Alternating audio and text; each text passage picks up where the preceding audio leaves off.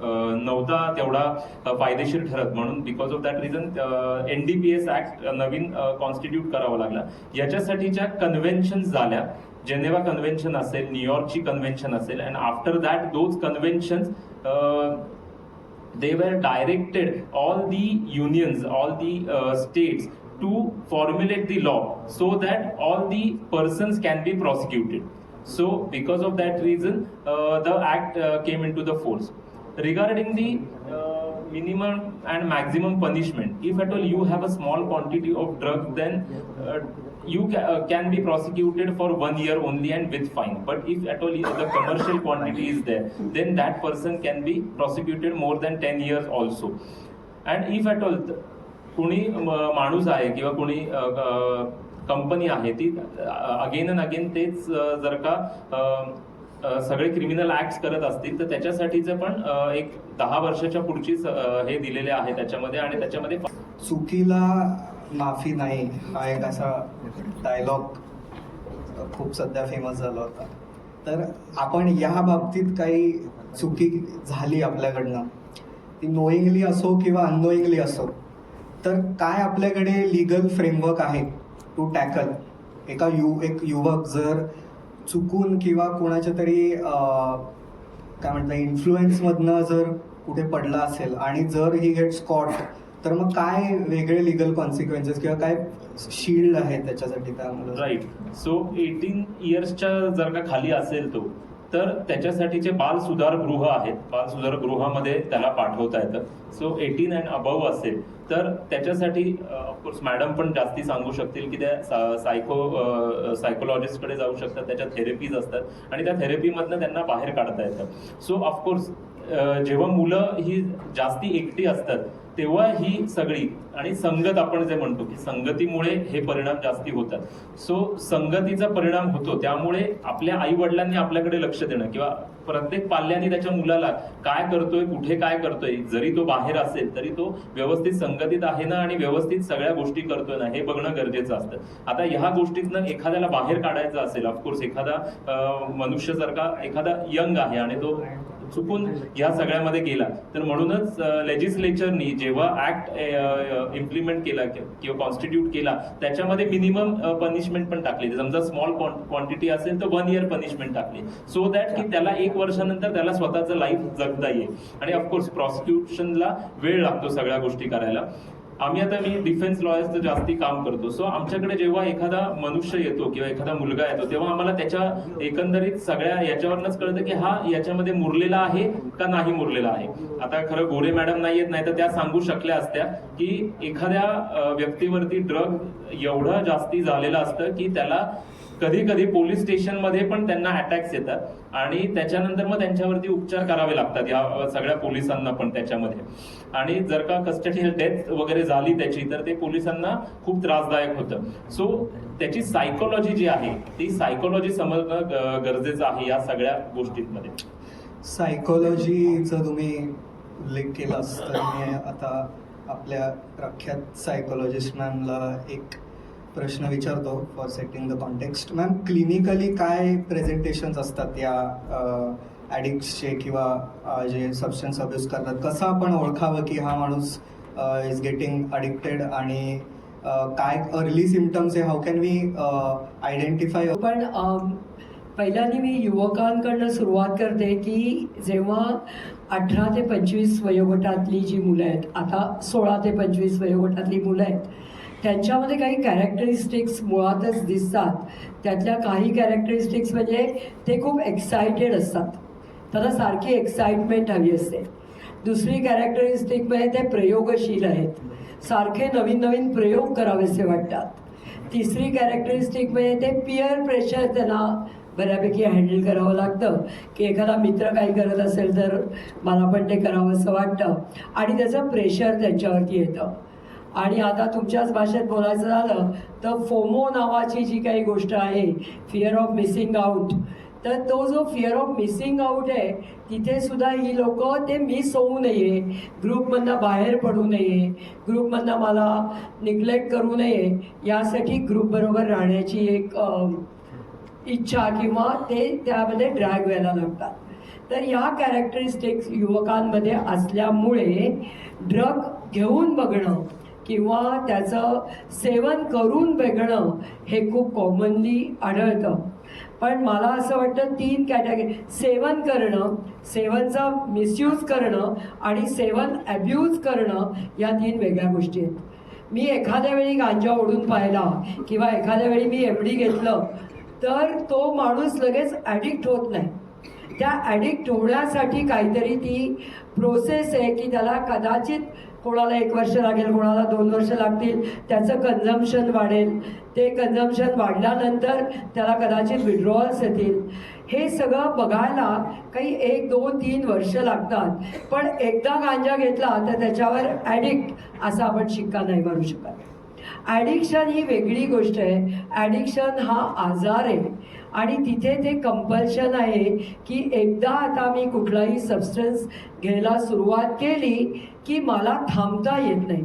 मग तो अल्कोहोल असो, तो गांजा असो, तो MD असो, तो LSD असो आणि हिरोईन, मॉर्फिनसारखे ड्रग्ज आजकाल मिळत नाहीत थँक्स टू NDPS ॲक्ट. कारण जेव्हा तो ॲक्ट बऱ्यापैकी वर्क झाला 1985पासनं, तेव्हा ब्राऊन शुगरचं प्रमाण बऱ्यापैकी कमी झालं.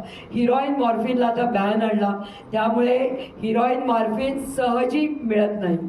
पण आता नव्याने येऊ घातलेले सायकॅट्रिक ड्रग्ज किंवा MD सारखे ड्रग्ज किंवा गांजा एक अमेरिकेतून खूप लिबरल होऊन आला गांजा, त्याला लिगल स्टेटस मिळालं. गांजाचा बुफे अमेरिकेत मांडला जातो आणि त्याच्या PHS व्हॅल्यूप्रमाणे त्याची किती तो चढतो याच्यावरती ते अवलंबून आहे. तसं आपल्याकडच्या युवकांना असं वाटायला लागलं की गांजा घेतल्याने कॉन्सन्ट्रेशन वाढतं, गांजा घेतल्याने बैठक वाढते, गांजा घेतल्याने एक युफोरिक आनंद मिळतो आणि आपल्याकडचे युवक त्याच्यामध्ये अडकायला लागले.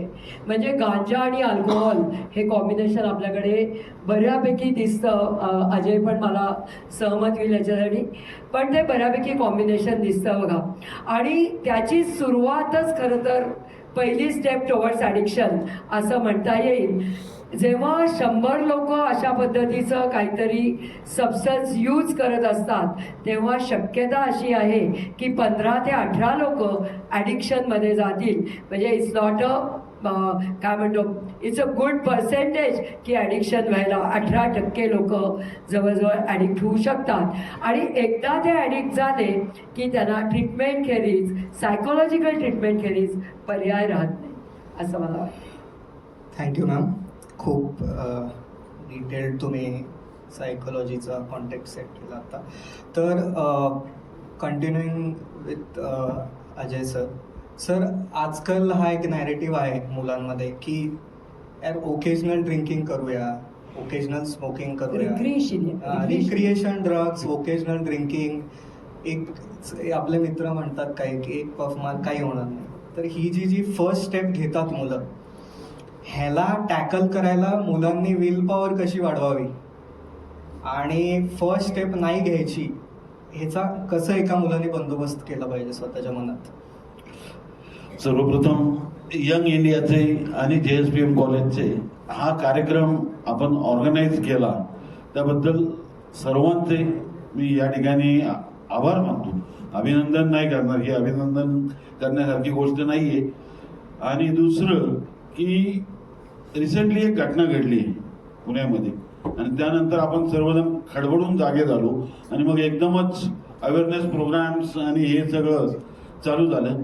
तरुणाईला आकर्षण वाटतं. आत्ता जसं मॅडमनी सांगितलं की ॲडिक्शन इज अ डिसीज, व्यसन हा एक आजार आहे, हे आज समोर बसलेल्या किती जणांना माहिती आहे? पहिल्यांदा हा प्रश्न येतो. नंतर त्याचं अट्रॅक्शन किंवा आज मला इथं सांगावंसं वाटतं की गेली 23 वर्ष झाली या सेक्टरमध्ये काम करत असताना मला एक गोष्ट इथं नमूद आणि हायलाईट करून सांगावीशी वाटते की आज जी समोर तरुणाई बसली ही तरुणाई, प्रत्येक तरुणाईला आपण टार्गेट करून किंवा त्यांना हे नाही पण संदेश देण्यासाठी आज जो आपण प्रयत्न केलाय हा अतिशय छान प्रयत्न आहे. सगळ्यात पहिलं मला इथं सांगावंसं वाटतं की इथं व्यसनाला एक छोटंसं काय म्हणतो आपण ग्लॅमर दिलेले आणि नुसतं हे ग्लॅमर नाहीये तर त्याचं अट्रॅक्शन प्रचंड प्रमाणात वाढते. दुसरी गोष्ट इथं सांगावीशी वाटते ती म्हणजे की व्यसनाधीनतेचा वयोगट हा दिवसेंदिवस कमी होत चाललेला आहे. आणि हा वयोगट अगदी 8वी-9वीतल्या मुलांमध्ये देखील आलेला आहे.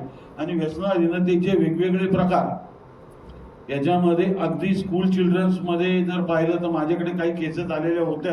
त्यांच्याकडनं जे काही सामान आम्ही त्यांच्या स्कूल बॅगमधनं जेव्हा त्यांच्या टीचर्सने जप्त केलं त्यावेळेस ते अगदी धक्कादायक होतं. म्हणजे खिशातल्या पेन सारखा हुक्का पेन आणि त्याची किंमत 250 रुपये. म्हणजे ही एकदम मनाला धक्का देणारी घटना होती. आणि हे मुलं डेली यूज करत होती. पुण्यातल्या काही नामवंत शाळा यामध्ये होत्या. याची एक मोठी न्यूजही झाली होती. हे सगळं होतंय. बदलती जीवनशैली, पिअर प्रेशर, हे सगळं आपण कायमच ऐकत असतो. टेक्निकल बाजूनं मॅडमने सांगितलं की ह्या सगळ्या गोष्टी आपल्याला आहेत. पण व्यसनाधीनतेचं आकर्षण प्रचंड प्रमाणात आपल्यावर एक प्रेशर मारलं जाते.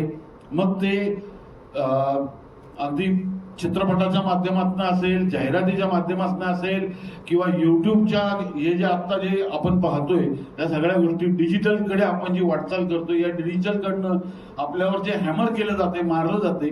म्हणजे एक 2000 आय थिंक 4-8-6च्या दरम्यान एक पिक्चर आला होता. त्या हनी सिंगचं एक गाणं हिट झालं होतं, 4 बोतल वोडका काम मेरा रोज का.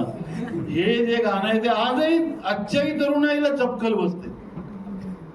आणि ही तरुणाई मग याची अट्रॅक्शन होतीये. किंवा बदलती जीवनशैली 2010 नंतर जे आपण झपाट्यानं तंत्रज्ञानानं आणि या सगळ्या गोष्टींनी आपण बदलत चाललेलो आहोत. त्यानंतर एक पदसंस्कृती, एक नाईट कल्चर जे आपल्याकडे फोफवायला लागलं, त्याचं एक आकर्षण तुमच्यासारख्या समोर बसलेल्या मुलांना निश्चितपणे आहे. ज्यांना ते मिळवता येत नाही ते आता उद्यापासून सुरू होणारे गणपती बसतील. पण 4-8 दिवसानंतर गणपती विसर्जनाच्या जेव्हा मिरवणुका येतील किंवा परवा झालेली दहीहंडी याच्यामध्ये त्याची उदाहरणं दिसली की तिथं जे काही डीजे वाजवले जातात त्याच्यामध्ये जी तरुणाई ज्या पद्धतीने थिरकते त्यावेळेस त्यांना जर पबमध्ये जाता येत नाही तर ती कुठंतरी इकडे काढायचं. म्हणजे आपल्याला काय सांगायचं, मला इथं सांगायचं वाटतं की एक गंमत म्हणून सुरू केलेलं व्यसन नंतर कधी सवय बनून जातं. आपली डिपेंडन्सी त्याच्यावर येते आणि मग आपण त्याचे गुलाम होतो. आणि हे गुलाम झाल्यानंतर त्या चक्रव्यूहात एकदा अडकल्यानंतर त्याचा रेशो मॅडमने सांगितलं की आपल्याला 100 जर आपण घेतले तर त्यातल्या अगदी 17-18 जण त्यात ऍडिक्टकडे जाणाऱ्या पर्सनॅलिटीज असतात. कारण हा व्यसन हा एक नुसता आजार नाहीये, तर तो वर्तनामधनं निर्माण होणारा आजार आहे. बिहेवियर बदलत जातं. याच्यासाठी सरांनी देखील सांगितलं की लहान मुलांमध्ये जे आकर्षण आहे त्यासाठी घरच्यांनी थोडंसं लक्ष दिलं पाहिजे. इथे एक गोष्ट शेवट सांगतो आणि मग आपण पुढे सरकू की इथे संवादाचा अभाव आहे. माझा मुलगा काय करतो किंवा माझा कॉलेजमध्ये जाणारा मुलगा मुलगी असेल यांचा घरच्यांशी किती संवाद आहे किंवा आज मनमोकळेपैकी संवाद होतोय. इथं कम्युनिकेशन गॅप ही वाढत चाललेली आहे हे निश्चितपणे आपल्याला जाणवतं. त्यामुळं तुम्ही स्वतः एक चांगला संवाद सुरू करा. निश्चितपणे याच्यापासून बाजूला होऊ शकतो. तुम्ही जर खूप एक गोल्डन पॉईंट सांगितला आता की संवाद हा कमी होत आहे. आजकालचे मुलं जे आहे आल्यानंतर पेरेंट्स सोबत हा कनेक्शन खूप कमी होऊन जातो. आपण सांगणं कमी करतो त्यांना. तर मॅम तुम्हाला हा क्वेश्चन आहे की डिनर टेबल कॉन्व्हर्सेशन्स याच्या थ्रू एका पेरेंटने किंवा एका स्टुडंटने कसं कन्वे केलं पाहिजे, कसं कॉन्व्हर्सेशन घडवलं पाहिजे आपल्या पेरेंट्ससोबत जर त्यांना काही त्रास होत असेल किंवा ते ॲडिक्शनमध्ये चालले आहेत, ह्याची किती इम्पॉर्टन्स आहे याला परत हायलाईट केलं त्याच्यानंतर. पेरेंट्स सोबत संवाद होत नाहीये हे खरं आहे. म्हणजे त्याच्याबद्दल काही दुमत नाहीये. काय झालंय की तुमच्या हातात मोबाईल आहे, तुम्ही खूप टेक्नो सॅव्ही लोक आहात, तुम्हाला जगातली सगळी इन्फॉर्मेशन एका बटनावर मिळते आणि तेवढे टेक्नो सॅव्ही तुमचे पेरेंट्स नाही आहेत. तर तुम्हाला असं कदाचित वाटत असणार आहे की मी जे काही बोलणार आहे माझ्या आईवडिलांशी त्यांना त्यातलं काय कळणार आहे किंवा त्यांना त्यातलं काय माहिती असणार आहे, तर मी बोलू का नको बोलू. किंवा तुम्हाला कदाचित असंही वाटत असणार आहे की त्यांना हे सांगून काही उपयोग आहे का, उगीच काळजी करतील किंवा उगीच आपल्यावर रिस्ट्रिक्शन्स टाकतील असं कुठेतरी ते होत आहे. आणि आजकाल 12 वर्षाचं अंतर पिढीमध्ये नाही राहिलं आहे. पिढी इतकी झपाट्याने बदलतीये की 6-6 वर्षानंतर पिढी बदलते ॲक्च्युली. त्यामुळे तुमचे पेरेंट्स हे तुमच्यापेक्षा 2 पिढीचं अंतर झालं आता, बरोबर ना. त्यामुळे तुम्हाला ती कदाचित लोक जी आहेत ती तेवढी टेक्नो सॅव्ही नसल्यामुळे, तेवढी इन्फॉर्मेटिव्ह नसल्यामुळे तुम्हाला त्यांच्याशी बोलावं का नाही बोलावं हा प्रश्न नक्की डोक्यात येत असेल. आणि मग जास्त जवळचं कोण वाटतं तर मला माझा मित्र जवळचा वाटतो, मला त्या हिरोगिरी करणारा एखादा मुलगा जास्त जवळचा वाटतो, किंवा जो जास्त डॅशिंग आहे, जो जास्त वोकल आहे, अशा मुलाकडे माझा जास्त कल असतो, तर मी तिकडे जायला लागतो.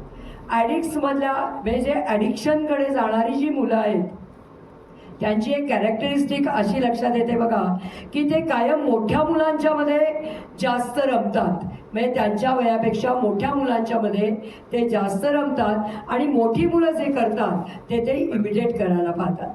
त्यामुळे आपले पेरेंट्स सोडून, आपले ताई दादा सोडून, आपले मामा काका सोडून ते तिकडे जास्त रमत असतात. तर मला तुम्हाला एक गोष्ट अनुभवाने अशी सांगायची आहे की तुम्ही जेव्हा प्रॉब्लेममध्ये असता किंवा तुम्हाला जेव्हा प्रॉब्लेम तयार होतो तेव्हा तुमचे आईवडील आणि तुमचे जवळचे नातेवाईकच मदत करायला येतात. तुमचे कुठलेही मित्र मी आजपर्यंत एकदाही पाहिलेले नाही आहेत की त्यांचे मित्र येऊन त्यांना ॲडिक्शनमधनं सोडवत आहेत किंवा जे त्यांच्याबरोबर ॲडिक्शनमध्ये आहेत ते येऊन त्यांना मदत करतायत. तर शेवटी तुमचे जवळचे नातेवाईकच तुमची सपोर्ट सिस्टीम आहे. त्यांना इतकं बाजूला टाकू नका, कारण शेवटी तेच येणार आहेत. फी भरायला तुमचे वडीलच येणार आहेत. तुमचे आई वडील काम करतात, 30 लोक फी भरतात. तुम्हाला काय हवं नको पुरलं उरलं तेच पाहतात. तर त्यांना आपल्या मनात जे येतं, आपल्या मनात जे वाटतं ते त्यांना सांगा. आणि मला असं वाटतं तुम्हाला 4 गोष्टी जर का जास्त माहिती आहेत तर त्यांनाही एज्युकेट करा. त्यांनाही सांगा आजकाल काय परिस्थिती आहे बाहेर, आजकाल तुम्ही लोक काय करता हे त्यांनाही माहिती असू द्या. आणि शेवटी तुम्हाला तुमच्या फॅमिलीखेरीज, मी तरी आजपर्यंत मी 33 वर्ष काम करते, फॅमिली जितकी पाठीमागे उभी राहते तितकं कोणीही पाठीमागे उभं राहिलेलं मी पाहिलेलं नाही आहे. तर हा संवाद तुम्ही तुमच्या बाजूने चालू करा, त्यांना पण एज्युकेट करा, त्यांना पण टेक्नो सावी करा. आणि मग तुम्हाला कळेल की हा जसं आता म्हणतोय प्रितेश की डिनर टेबलवरती तुम्हाला एक डायलॉग होऊ शकेल. त्यांना तुमची मदत, त्यांच्याकडे खूप अनुभवाचा साठा आहे पण तुम्हाला वेळ नाही आहे की त्यांचे अनुभव ऐकायला, कारण तुम्हाला ते बुरसटलेले वाटतात. आणि ते बुरसटलेले अनुभवच कदाचित व्हॅल्यू म्हणून तुम्हाला पुढे कदाचित उपयोगी पडू शकतात असं मला वाटतं. एकदम प्रॉपर गाईड करतायत मॅम. ते खूपच चांगल्या प्रकारे गायडन्स चालू आहे. तर सरांनी एक पॉईंट सांगितला होता अजय सरांनी की हे जे फिल्म स्टार्स आणि हे जी कॅटेगरी आहे लोकांची, तर हे आणि बऱ्याच कंपनीज खूप पैसा खर्च करतात त्यांचा प्रोडक्ट. माहिती आहे आपल्याला काही काही प्रोडक्ट्स आहेत माहिती आहे मार्केटमध्ये ज्याची खूप म्हणजे इन्फ्लुएन्सेबल ॲड्स येतात खूप अशा, म्हणजे मुलं खूप इन्फ्लुएन्स होतात त्या ॲड्सनी. तर मला अक्षय जणांना हा प्रश्न आहे की ह्याचे काय लिगल कॉन्सिक्वेन्सेस आहेत, हे कसं का अलाव केलं जातं करायला, आणि ह्याला अजून स्क्रुटिनी कशी वाढवू शकतो लॉच्या वेने आपण. आता नव्याने एक कायदा आलेला कंझ्युमर कोर्ट ऍक्ट होता. तो कंझ्युमरचा कायदा जो होता तो 1986ला आलेला. त्याच्यानंतर आता अमेंडमेंट झाली 2020च्या कायद्यामध्ये. सो 2020च्या कायद्यामध्ये जे अमेंडमेंट झाली त्याच्यामध्ये हे जे फिल्म स्टार्स जे चुकीची जाहिरात करतात त्याच्यासाठी एक नॅशनल कंझ्युमर प्रोटेक्शन अथॉरिटी नावाची अथॉरिटी एस्टॅब्लिश झाली आहे ॲट न्यू दिल्ली.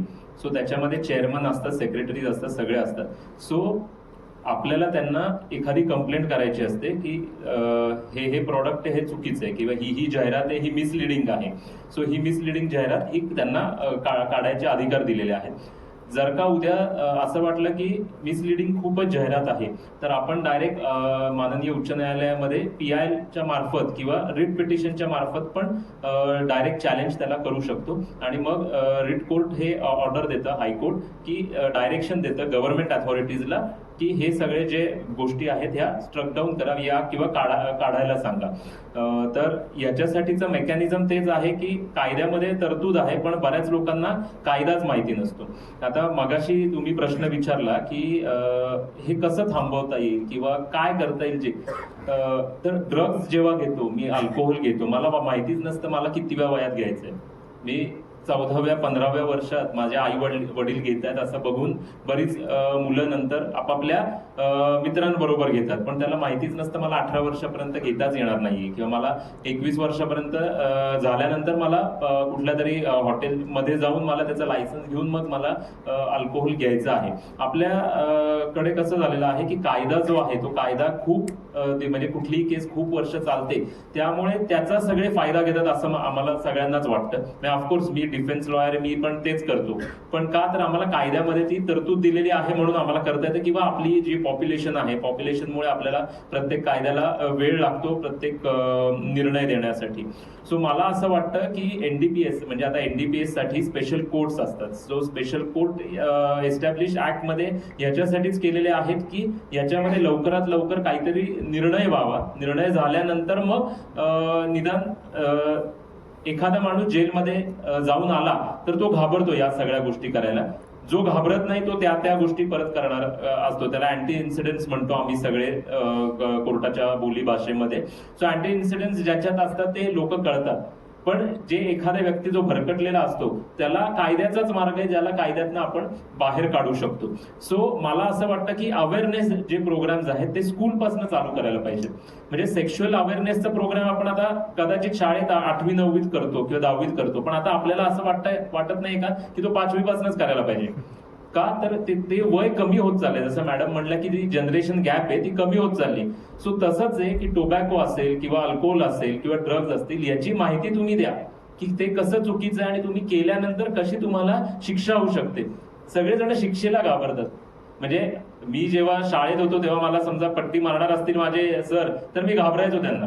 का घाबरायचो मी त्यांना? तर नाही मला नाही करायचं आणि माझे मित्र मला हसतील म्हणून मी नाही करायचो. पण आता तीच संस्कृती वेगळी झाली. पालकच म्हणतात माझ्या मुलांना मारायचं नाही. सो आपण टीचर्सला पण काहीतरी रिस्पेक्ट द्यायला पाहिजे, त्यांच्याकडे पण काहीतरी गोष्टी द्यायला पाहिजेत. आणि दुसरी गोष्ट आहे की त्यांनी पण अवेअरनेस प्रोग्राम्स जे आहेत हे लवकरात लवकर करायला पाहिजेत. म्हणजे मी म्हणेन प्रत्येक शाळा कॉलेजेसमध्ये 8वी 9वी 10वी मध्ये दरवर्षी तुम्ही हे प्रोग्राम्स करा, म्हणजे मुलांना कळेल. आज इथे बसलेल्या कुणाला माहितीये किती शिक्षा होते. मी ड्रग्ज घेतलं, मी अल्कोहोल घेतलं, मी काय करतो. आता मध्ये ड्रिंक अँड ड्राईव्हच्या बऱ्याच केसेस या पुण्यामध्ये पण होत असतात. ड्रिंक अँड ड्राईव्ह ज्या मुलांनी केलंय समजा त्याला माहिती तरी आहे का की त्याला काय शिक्षा होऊ शकते. तो समजा 18 वर्ष वय असेल तर तो खालचा असेल तर त्याला म्हणजे आता ते निबंध देऊन सोडण्यात आलं. पण तुम्ही ही त्याची सायकोलॉजी बघा की त्याला ह्या सगळ्या गोष्टी माहिती आहेत, पण ती शिक्षा आहे तीच त्याला माहिती नाहीये. त्याला कसं घ्यायचं, काय घ्यायचं, त्याच्यात पाणी मिक्स करायचं, सोडा मिक्स करायचं हे सगळं माहिती आहे, पण शिक्षा काय तेच माहिती नाही. सो तो अवेअरनेसचा प्रोग्राम आहे. सो आपण जे म्हणतोय की या जो आपण आज आयोजित केलेला आहे की अवेअरनेस करायला पाहिजे. म्हणजे शिक्षा कशात आहे, म्हणजे मी तुम्हाला सांगतोय की तुम्ही नुसतं स्मॉल ड्रग घेतलं आणि जर का ते पकडलं गेलं पोलिसांकडनं तर तुम्हाला 1 वर्षाची शिक्षा आहे. हे लक्षात ठेवा. 1 वर्ष तुम्हाला जेलमध्ये जाऊन यावं लागेल. ही 1 वर्षाची शिक्षा अशी असते की तुम्ही बाकीच्या कैद्यांबरोबर राहता. सो हे तुम्ही कुठेतरी डोक्यात ठेवा. समजा हे तुम्ही वारंवार केलं किंवा कमर्शियल क्वांटिटी असते. कसं असतं बऱ्याच वेळेला हे जे लोक घेतात, मी घ्यायला गेलो आणि पकडला गेलो. हे आता समजा आर्यन खानची केस सगळ्यांना आवडते किंवा सगळेजण ती वाचतात सगळे की अरे आर्यन खानचे, शाहरुख खानच्या मुलाचे काय केलं असं सगळ्यांना वाटतं. पण त्याच्याकडे क्वांटिटीच मिळाली नव्हती. सो त्याच्या बरोबर असणाऱ्या लोकांकडे क्वांटिटी होती, पण तो तिथे होता आणि त्याच्यामुळे त्याला पण पार्टी करण्यात आलेलं होतं. सो असं पण बऱ्याच वेळेला होतं की ड्रग्ज घेतात, छोटाच असतं, पण बाकीच्या आजूबाजूला ज्यांच्याकडे कमर्शियल क्वांटिटी निघते त्याच्यामुळे सगळेजण पण त्याच्यात अडकतात. मग कमर्शियल क्वांटिटी निघाल्यानंतर 10 वर्ष आणि अधिक मग एनडीपीएसचं स्पेशल कोर्ट आहे आणि त्याच्यासाठी मग सेशन्स कोर्टामध्ये व्यवस्थित तुमची ट्रायल पण चालते आणि तुम्हाला बेल ऍप्लिकेशन, अँटिसिपेटरी बेल तर मिळत नाही. अँटिसिपेटरी बेल पण काय असतं मी सांगतो. अँटिसिपेटरी बेल म्हणजे तुम्ही बाहेर आहात, तुम्हाला अटक केलेली नाहीये आणि तुम्ही बेल घ्यायचा प्रयत्न करता. आणि बेल म्हणजे काय तर तुम्हाला पोलिसांनी पकडलेलं आहे, तुम्ही जेलमध्ये आहात आणि त्याच्यानंतर मग तुम्ही बेल ऍप्लिकेशन टाकता. तर आत्ताच जनरल तुम्ही सारखा बघायला गेलात ना, तर बेल ऍप्लिकेशन सगळं ऐकायला आणि कोर्टाला कुठली ऑर्डर द्यायला साधारण 3 महिने लागतात सेशन्स कोर्टला. त्याच्यानंतर ते हायकोर्टात जातं, त्याच्यानंतर ते सुप्रीम कोर्टात मध्ये पर्यंत प्रकरण जाऊ शकतं. सो ह्या गोष्टी तुम्ही सगळ्या लक्षात ठेवा की कुठलंही तुम्ही म्हणजे जर का तुम्ही अल्कोहोल जरी घेतलं तर अल्कोहोल घेतल्यानंतर पण तुम्हाला काय नाही करायचं हे तुम्हाला माहिती पाहिजे. ते तुम्ही जास्ती लक्षात घ्या की मला काय नाही करायचं. त्यामुळे आपल्याकडे कायदा जेव्हा व्यवस्थित प्रमाणात चालेल आणि शिक्षा ही लोकांना कळेल की ही शिक्षा आहे, त्यानंतर हे सगळं कमी प्रमाणात होईल. तुम्ही जसा त्या केसचा उल्लेख केला की असं झालं होतं आणि that particular person had the power to manipulate the law and get out of it. तर ह्याच्यामुळे एक आजकाल नोटिसेबल आहे की खूप फिअरलेसनेस आली आहे हे सगळं करण्यामध्ये. मोर दॅन तुम्ही बरोबर बोलले, म्हणजे शिक्षा सांगितलीच नाही तर मग म्हणजे काय त्याला घाबरणारच नाही हे सगळं कन्झ्युम करण्यामध्ये. तर एक ह्याचे डीप इफेक्ट्स आणि याचे लाईफवर किती खराब इफेक्ट्स असू शकतात या अल्कोहोल अब्यूज, ड्रग अब्यूजचे. अजय सर, मी तुम्हाला विचारतो, तुमच्या रिहॅब सेंटरमध्ये असा कुठला केस आला आहे ज्याच्यामध्ये तो माणूस सगळा पीकवर चालला होता पण he fell into this trap आणि मग सगळं नष्ट झालं, असं काही? म्हणजे अशी एक केस नाही, अशा अनेक केस आहेत. म्हणजे त्यातली सर्वात म्हणजे अशी नाही, आता स्टन म्हणजे- करणारी केस असेल तर एक सांगा. आता म्हणजे तसं कोणाचं ॲडिक्शन एक्सपोज करावं असं माझी प्रामाणिक इच्छा नाहीये, पण अशा बऱ्याच साऱ्या केसेस असतात ज्या अंडर एज आहेत किंवा याच्यासाठी मला इथं आज आपण ज्यासाठी जमलोय ना त्यासाठी मला इथं सांगावंच वाटतं या मुलांना की अशा केसेस ऐकण्यापेक्षाही मी तुम्हाला ज्या 2-3 गोष्टी सांगेन ना तेवढं आपल्याला फक्त फॉलो करावं असं मला वाटतं. की हे जे ग्लॅमर वगैरे हे जे मी अगोदर सांगितलं, मॅडमने सांगितलं की आपली जी जनरेशन गॅप आहे ती कमी होते. मुलांना एक साधं सांगतो की आकर्षणं तुम्हाला भरपूर आहेत, भरपूर प्रलोभनं आहेत आणि तुमच्या हातात एक जी गोष्ट आहे ना ही या गोष्टीवरनं तुम्हाला ऑटोमॅटिक अट्रॅक्शन वाढवलं जातं आणि हे वाढणारं अट्रॅक्शन की नक्की आता सरांनी सांगितलं की त्या कायद्यामध्ये मला शिक्षा किती होऊ शकते किंवा आता आपला जो हिटरचं जे झालं कोरेगाव पार्क असेल किंवा आमच्या फर्ग्युसन रोडला झालेलं एक L3 बारमध्ये त्याच्याकडे ड्रग्स किती सापडला, किती ग्रॅममध्ये ड्रग्स सापडला आणि त्या ओनरचा काही संबंध होता का, या अशा अनेक गोष्टी आहेत. पण हे झालं एक कायद्याची बाजू. पण ज्या पद्धतीने ॲडिक्शन लागतं आणि त्याची केमिकल डिपेंडन्सी वाढत जाते याच्यावर आपण जास्त अवेअरनेस प्रोग्राम केला पाहिजे. लहान मुलांमध्ये आज म्हणजे शाळांमध्ये काउन्सिलर्स ठेवायची गरज आलेली. आम्ही पण त्या शाळांमध्ये शिकलो पण काउन्सिलर कधी शाळेमध्ये नव्हते किंवा आता कॉलेजेसमध्ये काउन्सिलर ठेवले जातात. काउन्सिलर ठेवायची गरज वाटतीये का? कारण मुलांमध्ये त्या गोष्टींचा प्रचंड आकर्षण दिलं जाते. घरी टीव्ही लावा, रात्रीच्या बातम्या असतात. कधी मला आज टाकायचं मी एवढं फिरत असतो पण मला मॅकडोनल्डचा सोडा हा कुठल्याही हॉटेलमध्ये मला मिळालेला नाही किंवा बॅकपायपरचा सोडा हा कुठल्याही हॉटेलमध्ये मला मिळालेला नाही. मला मिळतो म्हणजे काय की ही जाहिरात हॅमर करायचं त्याचं एक मार्केटिंग स्ट्रॅटेजी जी म्हणतात ना ती मार्केटिंग स्ट्रॅटेजी की संध्याकाळी 7 नंतर साधारणपणे हे केलं जातं आणि ज्याचं एक एक्सपोज करतात ना जी कुणी म्हणजे यूज करतात किंवा आता ज्या इथं सांगावंच वाटतं तुम्हाला की कॉलेज सुरू झाल्यानंतर आता कॉलेज सुरू व्हायचा टाइम आहे. काही जण फ्रेशर्स पार्ट्या ऑर्गनाईज करतात. त्या फ्रेशर्स पार्ट्यामध्ये ड्रग्स पुरवली जातात किंवा दारू पुरवली जाते, ओपन दिली जाते किंवा आता रंगपंचमी असेल, धुलवड असेल, या सगळ्या सणांचे इव्हेंट केले जातात आणि या इव्हेंटमध्ये त्याची जी जाहिरात होते त्याच्यावर जो कोण स्पॉन्सर असतो तो कोण असतो? तो कुठली तरी एखादी दारूची कंपनी असते आणि तिथं दारूच्या माध्यमातून बघा म्हणजे शहरामध्ये आज धुलवड किंवा रंगपंचमी होतच नाही. ते सगळं आउटस्कट्समध्ये होतं, कुठेतरी रिसॉर्टमध्ये होतं आणि ह्याचं जे अट्रॅक्शन आहे ह्याच्या ज्या जाहिराती येतात आमच्यापर्यंत येत नाहीत, मॅडमपर्यंत माझ्यापर्यंत येत नाहीत पण यांच्यापर्यंत बरोबर येतात. त्या कुठनं येतात तर त्या इन्स्टाच्या माध्यमातून येतात. कारण आज फेसबुकवर ही जनरेशन नाहीये, यातली 50% जनरेशन फेसबुकवर नाहीये, पण यातली 100% जनरेशन ही इन्स्टावर नक्की आहे. आणि इन्स्टावर त्यांना सगळे फॉलोअर्स किंवा त्यांची नावं बघितल्यानंतरच कळतं की काय काय वेगवेगळे चाललेले, आणि त्यांच्या जाहिराती बरोबर त्यांना इन्स्टावर येतात. आणि मग तिथं इव्हेंटला गेल्यानंतर प्रत्येक इव्हेंटची किंमत असते 1000 रुपये, 700 रुपये पासून 10,000 रुपयापर्यंत तिकीट दिलं जातं. त्याच्यामध्ये फूड असतं, ड्रिंक असतं. आणि इथे मला एक सांगायचं वाटतं की इथेच खरी सुरुवात होते ॲडिक्शनच्या बिहेवियर. जो मी म्हटलं ना, ज्याचा नसतो त्यालाही उद्युक्त केलं जातं ते करण्यासाठी. याच्यामध्ये आज महिलांची संख्या तुलनेने पुरुषांच्या अगदी बरोबर आहे. आणि हे जे ॲडिक्शन आहे याच्यामध्ये सध्या एक नवीन प्रकार सुरू झालेत, ज्याला ट्रान्स ड्रग्स असं म्हटलं जातं. अगदी वेगवेगळ्या प्रकारचे LSD वगैरे जी ड्रग्ज आहेत, ही जी ड्रग्ज आहेत याचं प्रचंड आकर्षण आहे.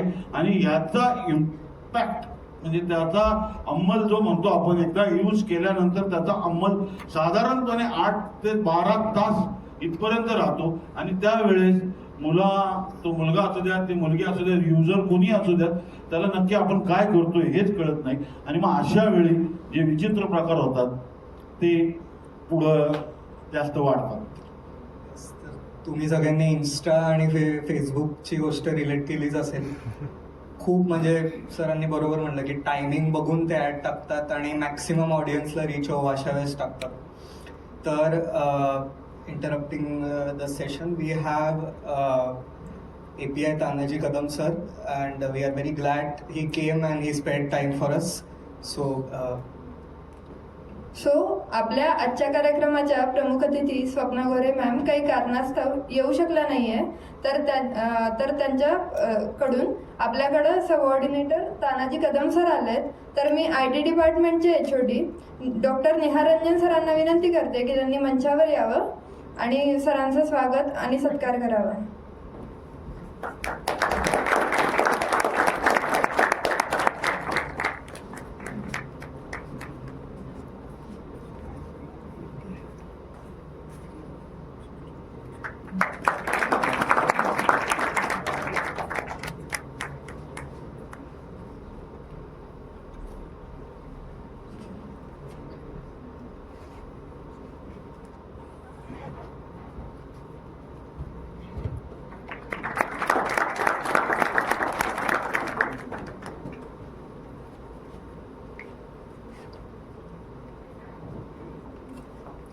थँक्यू सो मच सर, तुम्ही वेळ काढल्याबद्दल.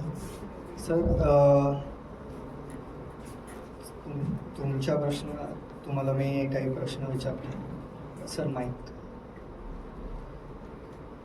आजकाल आपण बघतोय जो वयोगट अल्कोहोल आणि ड्रग अब्यूजमध्ये इन्व्हॉल्व्ह होत चालला आहे, त्याची एज कमी कमी होत चालली आणि अजून यंग मुलं त्यात इन्व्हॉल्व्ह होत चाललेत. तर ही जी ॲक्सेसिबिलिटी वाढली आहे मुलांना, ती कशामुळे वाढली आणि police force as a law enforcement agency काय काय मेजर्स घेते अशा गोष्टींना कर्टेल करायला? आजकाल ना मित्रांनो, मी म्हणजे असं ठीक आहे सुरुवात करतो. विषय असा आहे की आपण लहान असतो, पहिलीला जातो, पहिलीनंतर 10वीला जातो, 10वीनंतर 12वीला जातो. 12वीनंतर कसं होतं की 10वीपर्यंत आपण आपल्या आईवडिलाच्या पूर्ण ह्याच्यात असतो, म्हणजे प्रेशरमध्ये असतो की हे खाऊ नको, ते खाऊ नको, हे असं करू नको, ते तसं करू नको. त्या प्रकरण अवस्थेत आपण वाढत असतो. पण 10वीनंतर आपण ज्यावेळेस कॉलेजला ॲडमिशन घेतो, कॉलेजला ॲडमिशन घेतल्यानंतर आपल्याला कसं असतं की एकतर जे काय 10वीपर्यंत जे होतं ना, सगळं खर्च वगैरे जे काय फीज वगैरे स्वतः आईवडील अटेंड करतात, देतात. किंवा तुम्हाला कुठं म्हणजे फिरायला जायचं आहे किंवा कुठं मार्केटिंगला जायचं स्वतः असतात. पण 10वीच्या नंतर असं एक येतं की तुमच्यावर एक त्यांना विश्वास ठेवावा लागतो आणि ते तुम्ही सार्थ पण करत असतो. पण होतं काय माहिती आहे का की आईवडील काय करतात, बाबा ठीक आहे बाबा आज मी कॉलेजला चाललोय, तर बाबा त्यांची इच्छा असते की आपल्या मुलाच्या बाबा खिशात बाबा कमीत कमी 500 रुपये असावे, 200 रुपये असावे, 300 रुपये असावे. मग तो मुलगा काय करतो, 500 रुपये दिले ना, ठीक आहे पहिल्या दिवशी जातो शाळेला, ठीक आहे 500 रुपये आहे तसे माघारी आणतो. दुसऱ्या दिवशी जातो, त्यातले 100 रुपये खर्चून येतो. कारण 100 रुपये ठीक असतात बाबा, काय नाश्ता पाणी हे ते चहा. पण तो जसा जसा त्या कॉलेज जीवनात रमून त्याला 2-4 मित्र भेटतात. 2-4 मित्र भेटल्यानंतर मग कसं होतं की काही हुशार भेटतात, सगळेच हुशार असतात, असं कोणी हे नाही की कोणी बाबा हे असतं. पण विषय काय असतो की काय काय म्हणजे मुलं जे असतात किंवा मित्र जे असतात त्यांना समजा थोडी काहीतरी वाईट संगत पण असते किंवा किंवा त्यांना काही व्यसन असतं थोडं, पण ते कसं असतं की पण त्यांच्याकडे पैसा नसतो आणि असे जर एक 2-4 मित्र बनले तर मग ते पुन्हा काय म्हणतात की चला आपण आज कॅफेमध्ये जाऊ, पुन्हा म्हणतात आपण हॉटेलमध्ये जाऊ. मग हॉटेलमध्ये गेले तर आपण काय करतो, पहिलं ना असं म्हणजे एक सुरू सांगतो, बेस्ट म्हणजे सांगतो मला जे अनुभव आला किंवा माणूस कुठं चुकतो किंवा माणसाने काय प्रॉब्लेम होतात किंवा मुलं कुठं हे होतं, तर मग मुलं काय करतात की मग पुन्हा समजा छोटे पुन्हा काय जेवताना बाबा पुन्हा काय सोडा मागव किंवा एक थम्सअप मागव, त्याच्यावर जातात. मग त्याच्यावर जात पुन्हा मग अशी डेअरिंग होते की मग एका दिवशी म्हणतात यार आपण यार कुठतरी बाहेर जाऊ एन्जॉय करायला किंवा रिसॉर्टला हे ते. मग ते असं केल्यानं एक सांगतो की माणूस म्हणजे सर्वच मुलं चांगले असतात, मुलं हे देवाघरची फुलं असतात म्हणजे माझा मी त्याच्यावर विश्वास आहे. पण विषय काय होतो की माणूस पुढे कसा बदलतो, मग ते कुठंतरी पार्टीला जातात, रिसॉर्टला जातात. मग रिसॉर्टला गेलं की मग अजून थोडं काहीतरी तिथं तो वेटर येत असतो, तो असतो सर थोडा एक्स्ट्रा समथिंग. मग आपण ते पण हळूहळू डेअरिंग करतो. म्हणजे विषय काय आहे की जर एखादा मुलगा असेल तर तो पालकांनी आणि शिक्षकांनी ओळखणं महत्वाचं आहे पहिलं तर. म्हणजे आपण असं त्यांना ठीक आहे मुलं असतात ते एका झाडाप्रमाणे जसं झाड वाढत तसं ते वाढत असतात, जशी हवा येईल तसं ते सुगंधित होत असतात किंवा त्यांचं ते लाईफ पुढं अप्रोच करत असतात. पण पहिली गोष्ट जर व्यसनाधीनतापासून जर मुलांना जर अडवायचं असेल तर पहिलं शिक्षकांनी सजग असलं पाहिजे आणि दुसरी गोष्ट पालकांनी बी सजग असलं पाहिजे. पालकांनी सजग काय असलं पाहिजे की मुलगा जर शाळेत जातोय बाबा एक दिवस नाही पण महिन्यात एकदा का होण्या त्याच्या पाठीमागे जावा बाबा, तो कुठल्या मुलात खातोय पितोय बसतोय किंवा शिक्षकाने बाबा हा मुलगा आहे वर्गात आल्यावर काय असा शांत असतोय, धिम्म असतोय, डम्म असतोय, का असतोय बाबा त्याला विचारा बाबा त्याची सायकोलॉजी काय, तुझे काय अडचण आहेत का, तुझे काही प्रॉब्लेम आहेत का, तुझं काही काहीतरी एक सोल्युशन निघू शकतं. पण आजकालच्या ह्या फास्ट जीवनामध्ये सगळं डिजिटायझेशन मध्ये काय होतं की आई वडिलांनी त्याला द्यायचं, पैसे द्यायचे, त्यांनी इकडे शाळेत यायचं, शिक्षकांनी यायचं, आपलं लॅपटॉपवर कॉम्प्युटरवर शिकवायचं, निघून जायचं. पण तो मधला जो त्याचा तो काळ आहे भरडायचा तो भरडून जातो. आणि दुसरी गोष्ट त्याला ना म्हणजे मग मी म्हणलं ना की रिसॉर्टपर्यंत जातो, मग समथिंग पुन्हा हळूहळू तो आणि चुका करत जातो. चुका करत झाल्यामुळे पुन्हा 12वी जेव्हा संपत्ती ना मग तेव्हा मग त्याला मग करिअरचं टेन्शन येतं आणि करिअरमध्ये त्यांनी काय इकडे सगळं टाइमपास केलेला असतो. मग तो डिप्रेशनमध्ये जातो की यार आपलं काही नाही झालं, असं झालं, वाईट झालं. मग पुन्हा अजून त्याची व्यसनहीनता वाढते, मग सिगरेट प्यायला लागतो हे ते. म्हणजे व्यसनहीनता ही जी आहे तो कोणी जन्मता नाहीये.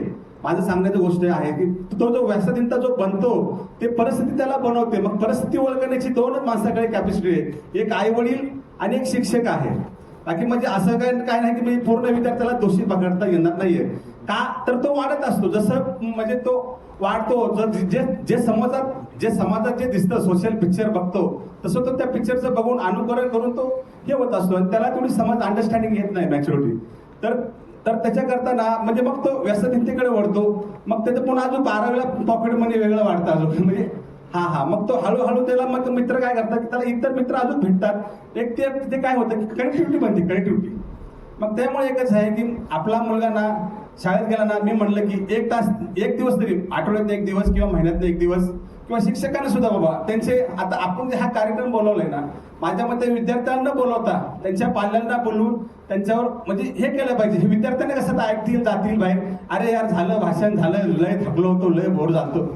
तसं नाही तर म्हणजे शाळेने काय केलं पाहिजे की त्यांच्या शिक्षकांना बोलवून ड्रग्सचे फायदे तोटे किंवा त्यांची व्यसनहीनता काय होती. तर व्यसनहीनता अशी आहे की मानसिकता खसते किंवा मित्रामुळे मानसिकता का खसते. तर एखाद्या परीक्षेत अपयश येतं, सगळ्यात मुलं काय टॉपर येऊ शकत नाही.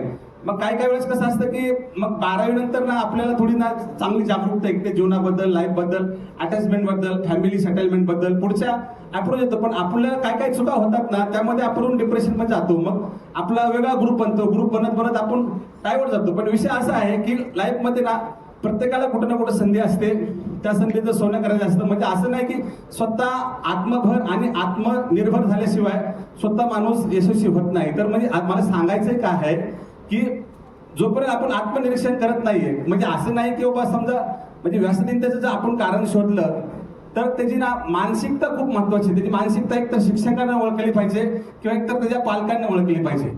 आपण त्या मुलाला नाही काय म्हणजे मी असं सांगतो ना जे व्यसनहीनता जे आहेत ना मुलं मी त्यांना अजिबात नावं नाही ठेवणार. का तर ते जे काय पिक्चर दिसतो समाजात ना त्या समाजाप्रमाणे ते वावरत असतात, वाढत असतात. पण 2 माणसाचं काम आहे कारण ते 2 माणसं जास्त खूप अटॅच असतात. एक तर शाळेत गेलेले शिक्षक असतात आणि घरी आले तर आई वडील असतात, त्याच्यामुळे त्याचं ते कंट्रोल होऊ शकतं. खूप इन्साइटफुल सांगितलं सरांनी. तर सर आणि मॅम दोघांना एक क्वेश्चन आहे तुमच्याच कॉन्व्हर्सेशनमधून घेतोय मी, की जर कुठला मुलगा हे ड्रग्स आणि अल्कोहोलच्या इन्फ्लुएन्सच्या अंडर हा कुठला क्राईम करतो, तर is he more of a patient और मोर ऑफ अ क्रिमिनल? काय याच्यामध्ये डिफरन्शिएट कसं करणार? ड्रग्स किंवा अल्कोहोलच्या अंमलाखाली केलेला गुन्हा हा मला असं वाटतं, कारण मी सोशल वर्कर आहे, तर मला असं वाटतं तो पेशंट आहे आणि त्याला योग्य ते उपचार मिळण्याची गरज खूप आहे.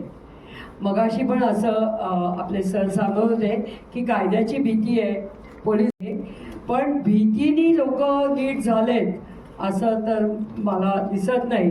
भीतीपेक्षा सुद्धा समजवून घेऊन आणि त्यातनं बाहेर पडायची त्याची इच्छा वाढवून तो त्यातनं जर का बाहेर पडला तर ते बऱ्यापैकी लॉंग लास्टिंग असू शकतं. नाहीतर कायदा कसा मोडायचा इकडेच सगळं डोकं जातं बरेचदा, आणि मग त्यातल्या त्रुटी काय आहेत, मग ते कसं आपल्याला करता येईल, मग माझ्याकडे 4 पैसे अधिक आहेत तर मी कसं काय करू शकेन, अशा पद्धतीने ते डोकं चालतं. तर मुळातच मला असं वाटतं की त्यांनी स्वतःहून तो चॉईस केला पाहिजे की मला इकडे जायचं नाही आहे. त्यांनी स्वतःहून तो चॉईस करण्याकरताचं जे मोटिवेशन आहे ते आमचं म्हणजे सोशल वर्कर, सायकॉलॉजिस्ट यांचं काम आहे की त्याला मोटिवेट करत राहणं आणि एका योग्य दिशेला नेत राहणं. आणि शेवटी गुन्हा हा गुन्हा आहे, त्यामुळे ही जी डिपार्टमेंट्स हे करतील त्याच्या ज्या शिक्षा आहेत त्या भोगाव्याच लागतील. पण सुधार हा जास्त महत्त्वाचा वाटतो मला, कारण शिक्षा करून बाहेर आल्यानंतर तो सुधारेलच याची काहीच गॅरंटी नसते, पण मुळातच सुधारण्यासाठी प्रयत्न केले गेले तर तो सुधारण्याची शक्यता अधिक वाढते असं मला वाटतं. Very very nice thought. Sir एक उदाहरण आहे पोर्चुगलमध्ये, कुठला जर मुलगा किंवा म्हणजे असा पकडला जातो सबस्टन्स अब्यूज करताना, तर they first send that person to a psychologist because they consider ma'am जसं म्हणले सुधारणा केली तरच मग पुढे तो मुलगा करणार नाही. तर आपण पोलीस फोर्समध्ये असं काही कम्पॅशनेट म्हणजे कोणाला पनिशमेंट जास्त द्यायची आणि कोणाला म्हणजे कम्पॅशनेट व्हायचं, म्हणजे असं काही एक्सपिरियन्स असेल तुमचा तर? पनिशमेंट वगैरे ठीक आहे, समजा एक धाक, तर मॅडम जे म्हणल्या की पनिशमेंट हा फक्त धाक आहे, पण धाकपेक्षा ना जोपर्यंत माणूस म्हणलं ना मी तुम्हाला, जोपर्यंत आत्मबल त्यातलं कळत नाही, जोपर्यंत तो आत्मनिरीक्षण करत नाहीये, नाहीतर ह्या पनिशमेंट ठीक आहे, पनिशमेंट जरी दिली तरी तो त्याचा लाईफ कॉलॅप्सच आहे ना, तो त्यातनं सुधरल नाही सुधरल हा वेगळा भाग आहे. कारण आणि त्याचे म्हणजे पनिशमेंट जरी झाली तरी तो काय असं नाही की त्याला कुठंतरी मार्ग तो अजून डीपमध्ये जाणारच आहे. म्हणजे पनिशमेंट हा सर्वस्व नाहीये, जे काय आपण न्यायालयीन बाबीत बघतो की कुठलंही असतं ना, आणि पनिशमेंट हा म्हणजे काय त्याला काय उद्देश असतो, त्याला ते सुधारगृह असतं तिथं, ते पण त्या सुधारगृहात मी तो सुधरल. कारण तिथं पण कसं असतं की आतमध्ये पण ना ते जग थोडं वेगळंच असतं, त्यापेक्षा ना आधीच थोडं प्रिव्हेशन जर घेतलं तर प्रॉब्लेम होत नाही काय सर? सर अजून एक म्हणजे आता अक्षय सर आणि तुम्हाला कॉमन क्वेश्चन आहे की ही जी ड्रग्ज आणि अल्कोहोलची जी म्हणजे एक्सपोजर आहे स्टुडंट्सला, तो एका माणसाकडनं नाही, म्हणजे ती अख्खी सप्लाय चेन आहे. म्हणजे एक माणूस उगवतोय, एक माणूस मॅन्युफॅक्चर करतोय, एक माणूस सेल करतोय आणि मग जाऊन ते पानटपरीवर किंवा दारू ठेक्यावर विकल्या जात आहे. तर ॲज अ पोलीस फोर्स तुम्ही काय स्क्रुटिनी आणि काय म्हणजे मेजर्स घेता या सगळ्या पॉईंट्सला चेकमध्ये ठेवायला, आणि काय लिगल स्क्रुटिनी असतं सर तुम्ही? ऍक्च्युली ना प्रत्येक गोष्टीचे फायदे पण आहेत, तोटे पण आहेत. असं नाही म्हणत की अल्कोहोल हे खूपच वाईट आहे, अल्कोहोलपासून औषधाला सुद्धा असतं, किंवा हे जे ड्रग्ज वगैरे जे आहे हे मेडिसिन मधनं पण आपल्याला भेटतं, पण ते का घ्यायचं, कधी घ्यायचं, कशामुळे घ्यायचं हे पण खूप डिपेंड आहे. तुम्ही जर ड्रग्ज म्हणजे फक्त एक की बाबा ठीक आहे 4 लोकांपासून लांब जाऊन किंवा काय एखाद्या डिप्रेशन पासून लांब जाऊन जर तुम्ही औषध वापरत असाल तर ते हे आहे गुन्हा आहे, बाकी काही नाही. समजा ड्रग्ज सुद्धा असं नाही की आपण कुठल्या ना कुठल्या औषधातून ड्रग्ज घेतो. ड्रग्ज म्हणजे काय अशी म्हणजे आपण ते बंद करू शकत नाहीये, किंवा अल्कोहोल सुद्धा ठीक आहे, अल्कोहोलचं सुद्धा मी बोलतो माझ्या एक अनुभवातनं बोलतो बरं का, मी पुस्तक वाचून नाही आलो कारण मला हा विषय समोरासमोर कळला कारण मॅडम नसल्यामुळं. पण अल्कोहोल जे आहे ते एक वय आहे, एक स्टेज आहे, त्या गोष्टी ठीक आहे, पण अल्कोहोलची जे आता जे खाली आलेली आहे मर्यादा का आलेली आहे, तर लोकांना एकदम म्हणजे असं सुटेबल पैसा आलेला आहे. आता आमच्या काळात आम्हाला 100 रुपये जरी भेटायचे म्हणले ना खूप मुश्किल असायचे.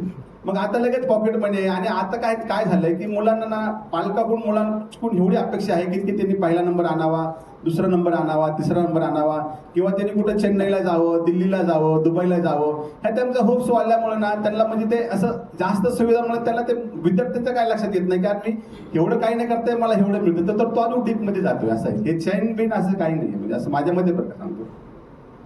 तर म्हणजे it all comes down to म्हणजे त्या मुलाला त्याची ओढ आहे की नाही. म्हणजे तुम्ही किती पण बंधनं टाकले या चेनवर तरी तो मुलगाच्या आतमधनं तुम्ही जसं बोलले सुधार नाही आला तर आपल्याला होणार नाही. तर आपण नेक्स्ट सेगमेंटमध्ये आपण मुलांकडनंच त्यांच्या काही प्रॉब्लेम्स किंवा काही क्वेश्चन्स असतील तर ते घेऊ. अभिषेक आहे का? And I request Gadekar sir to ask the first question.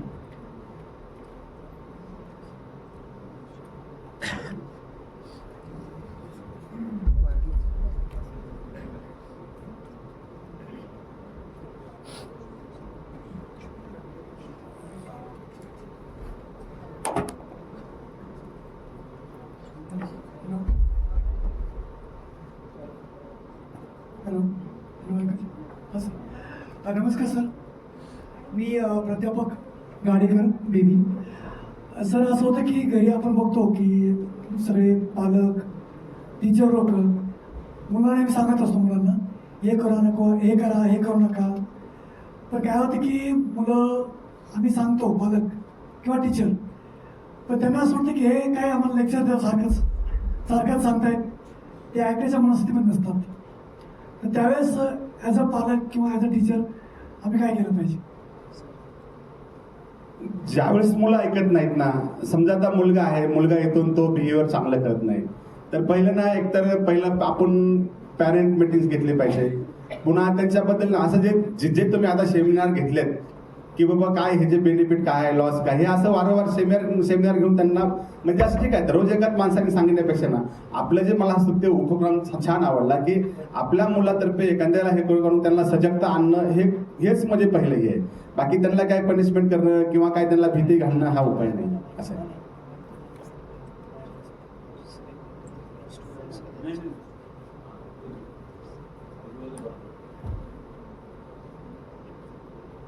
Any questions from the students would be appreciated too. Please raise your hands. The mic would come to you.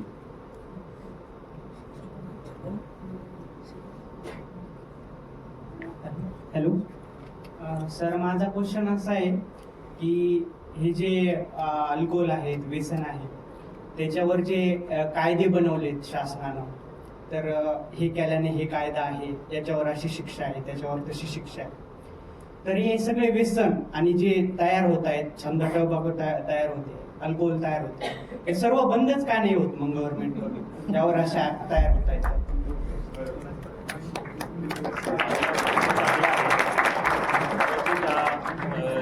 Legislatures असतात जे कायदे जे बनवतात, म्हणजे आपण ज्यांना प्रतिनिधी म्हणतो, आपले जे आमदार असतात, खासदार असतात, तुम्हाला माहिती आहे का की मध्ये एक ऑर्डर निघाली होती सुप्रीम कोर्टाची की कुठल्याही हायवेवरती दारू मिळणार नाही. पण लेजिस्लेचरनी, प्रत्येक स्टेटच्या लेजिस्लेचरनी काय करावं, तर त्यांनी तो कायदा त्यांनी एक पॉलिसी आणली आणि त्याच्यानंतर ती पॉलिसी इम्प्लिमेंट केली. एकदा पॉलिसी इम्प्लिमेंट झाल्यानंतर, म्हणजे मला जे आठवतं त्याप्रमाणे, जेव्हा ती ऑर्डर आली त्याच्यानंतर डेक्कन पासनं ते आपला हायवे हा तिथपर्यंत सगळी दुकानं बंद झाली होती अल्कोहोलची. का तर त्या कायद्याच्यामुळे. मग त्यांनी काय केलं, लेजिस्लेचरनी काय पॉलिसी आणली नाही, हा जो आहे हा कुठला स्टेट हायवे होता तो डेक्कन पासनाचा जो येतो तर त्याला तो नॅशनल हायवे किंवा स्टेट हायवे होता, त्याला तो काढून टाकला. तो हायवेच नाहीये म्हणला, तो आमचा रेग्युलर रोड आहे. सो लेजिस्लेचर जे आहे ना तेच याला बंद नाही करू पाहत आहे असं मला वाटतं, कारण याच्यामध्ये खूप मोठे बिझनेस आहे. याच्यामध्ये खूप त्यांना एक्साईज जे आहे ते खूप आहे किंवा सॉरी रेव्हेन्यू खूप आहे. म्हणजे ती रेव्हेन्यू मिळत असल्यामुळे कोणी बंद करणार नाही. म्हणजे तुम्हाला खोटं वाटेल, पंजाबमध्ये शेती केली जाते, नॉर्थ ईस्ट इंडियामध्ये याची शेती केली जाते, शेती करून कमर्शियल क्वांटिटी तिथे तयार होते. दाखवतात आम्ही शेती करतोय कुठल्या तरी सप्लायर जो ड्रग सप्लायर आहे त्याला देण्यासाठी, पण नाही, तिथे पूर्णतः ते वेगळं असतं चित्र. आणि हे जे आहे हे खोलवर रुतलेलं आहे. म्हणजे त्याच्यामध्ये सगळेच जण आहेत, मी एक जण आहे असं म्हणणार नाही. याच्यामध्ये आपण पण आहोत, त्याच्यामध्ये राजकारणी पण आहे, त्याच्यामध्ये सगळं प्रशासन पण आहे, सगळे जण आहेत. सो हे जर का बंद करायचं असेल तर माझं म्हणणं असं आहे की तुम्ही हे जे सगळे युथ आहे त्या युथला पुढे यावं लागेल. कारण जर का कुणाचा आवाज बंद करायचा असेल तर युथला वरती यावं लागेल. युथला हे प्रश्न विचारावे लागतील की आमच्या जीवनाशी खेळू नका, हे तुम्हाला म्हणावं लागेल. हे सगळेजण एकत्र याल तेव्हा ते कुठेतरी, म्हणजे तुम्ही सगळेजण एकत्र येऊन दारू पिताय त्यापेक्षा एकत्र येऊन अभ्यास करा आणि ह्या सगळ्या कायद्यांचा अभ्यास करून प्रतिप्रश्न करायला तयार राहा, तर युथलाच घाबरणार आहे. अब्दुल कलाम माननीय आपले जे प्रेसिडेंट होते त्यांनी काय सांगितलं होतं, youth is our power. So ही युथ हीच पॉवर बनू शकते. कधी बनू शकते, जर का तुम्ही प्रतिप्रश्न करायला शिकाल तेव्हाच. त्यामुळे प्रतिप्रश्न करा आणि तुम्ही या सगळ्याचा अभ्यास करा आणि प्रतिप्रश्न करा, तर तुमचा याचं उत्तर हळूहळू मिळायला लागेल. म्हणजे कायदे जे असतात ना ते कायदे हळूहळू बदलत असतात. मी तुम्हाला म्हटलं पहिल्यांदा म्हणजे 1870चा कायदा होता, मग 1930चा कायदा आला आणि त्याच्यानंतर 1985चा कायदा आला. सो हे कायदे ते हळूहळू बदलत राहतात. तर त्याप्रमाणे आपल्याला बदलायचं असेल तर आपल्याला लेजिस्लेचर्सला विचारावं लागेल. तुम्ही किती जण आमदार खासदारांकडे जाता आणि हे प्रश्न विचारता? हे प्रश्न तुम्ही विचारा त्यांना जाऊन. लोकप्रतिनिधी आहेत, त्या लोकप्रतिनिधींना हे प्रश्न विचारा, त्यांच्या पुढे या समस्या मांडा. कारण ते आपला लोकसभेतला किंवा राज्यसभेतला विधानसभेतला ते आपला आवाज आहे कदाचित.